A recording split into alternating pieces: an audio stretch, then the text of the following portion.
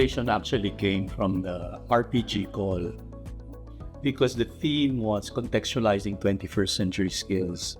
And that connected very well with my interest in global citizenship education. I'm a social psychologist, and I've always been interested in one important aspect of 21st century skills, which is intercultural relations. But the call also wanted contextualization for marginalized groups. No? And that's when I asked SEAMEO whether they thought OFW families were marginalized groups. This is where my colleague, Dr. Melga Rabiles, came in because she has a very active research program on OFWs. So that's where we came to this idea of whether the experience of OFW families can actually be resources for citizenship education, global citizenship education, particularly developing the intercultural competencies. Our hypothesis was that because of the experience of their families, the children of OFWs would have some kind of a real life experience with intercultural relations through their parents, and that may be a resource for developing the 21st century skill of intercultural relations. So that was our inspiration. The proposal was drawing from our own competencies as researchers, which I think is a very good characteristic of the RPG. No? So the expectation is that those researchers who apply form collaborative groups and bring together their expertise. So I brought in my typical approaches to doing research in intercultural groups, which would be quantitative, survey. Dr. Melga Rabiles also does quantitative, but she has more expertise in doing qualitative work too. That's why our proposal had two packages. Now, there's a quantitative part, there's a qualitative part. So it was a mixed method study. Our hope was that the OFW experience would be a resource for stronger, more positive intercultural competencies, but sadly the results show no. In fact, the findings suggest that overall, both children of OFWs and those who don't have OFWs in their family still have very low levels of intercultural competencies, but it is even lower for children of OFWs. In fact, the finding was that instead of having stronger intercultural orientations, having more positive behavioral intentions with foreigners, children of OFWs tended to be more afraid, more avoidant, and they had stronger nationalist as opposed to more global mindsets. No? And so that's one major finding, which is kind of not expected, but still gives us very important messages.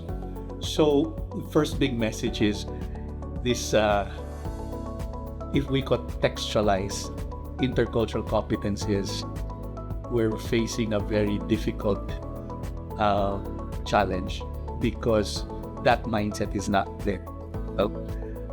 And second, if we think that the OFW experience would be a good pathway for developing more positive intercultural relations, apparently that is not the case. And the qualitative study indicates why. Is because the way the children speak of their parents' OFW experience also tends to be negative. So, posible na yung mga magulang pag nakikwento ng mga karanasan nila sa ibang bansa, hindi rin positive. No? So, they might experience racism, they may experience prejudice, kaya medyo natatransmit siguro yan sa mga bata. No? But the other challenge we saw is that many of the children of OFWs we interviewed communicated what was already shown in previous research, that they don't communicate much with their parents. So our assumption that the parents would be transmitting intercultural experiences is not very possible because a lot of them have lost meaningful communication. very often, even if their parents come home, the conversations tend to be very superficial. Sa anak, sa eskwela, hindi daw masyado nagkikwento. Kahit daw may FaceTime, kahit meron ng, they can chat all the time, the communications are very big. So it's almost like what we thought was disproven completely. That the OFW experience of the parents kind of finds there's a boundary, so the children don't experience it. So what they hear tends to be negative. And so we asked them, where do you get information about other cultures? Apparently, social media.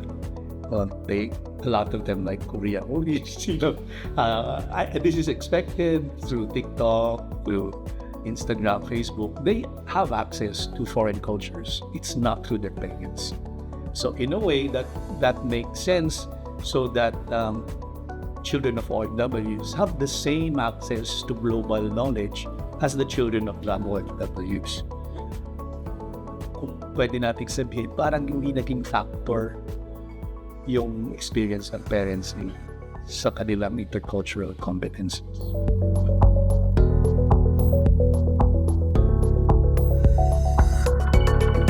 '21st century skills are important in the basic education of all children all over the world.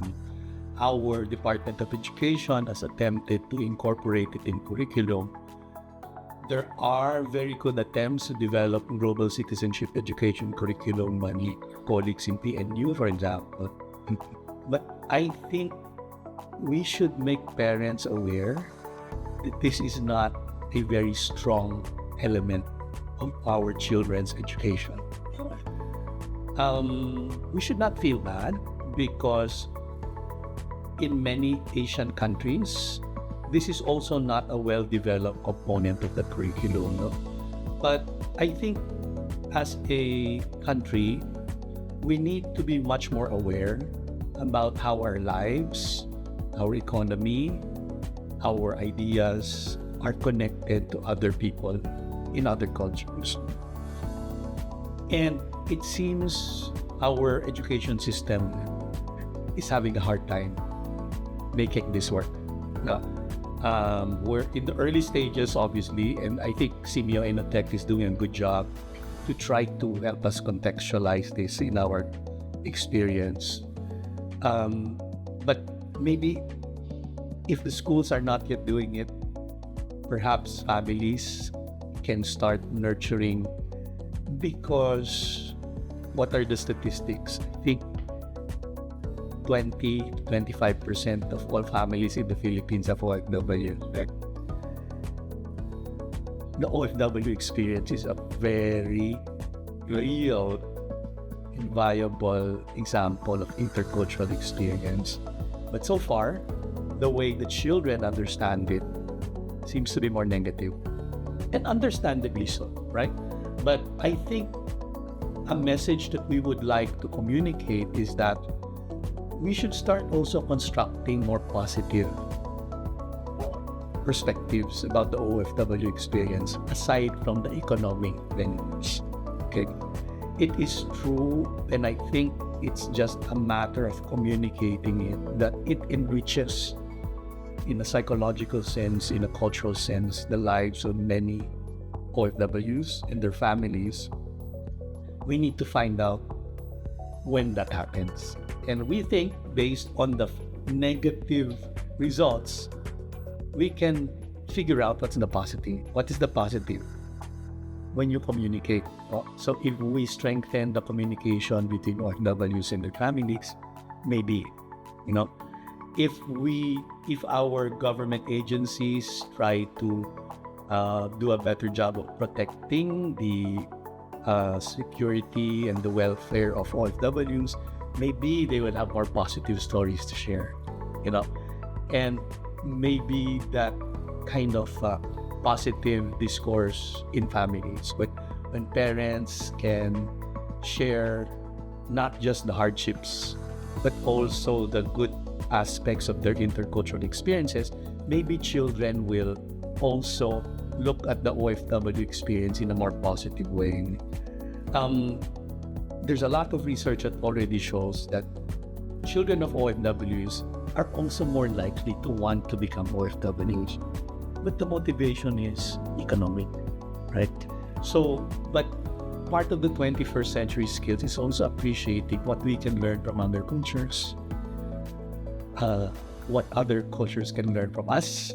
It's not just economic. And I think that is something that should be explored more by researchers, by media, in television stories, in movies, because there are very positive OFW experiences, right? But maybe we're not foregrounding it. That maybe we're talking too much about the bad things. But the OFW families have been around for 40 years. I'm sure there are positive stories to tell. And maybe those positive stories will then get into our curriculum, will then help our teachers develop these intercultural competencies in a more positive and concrete way.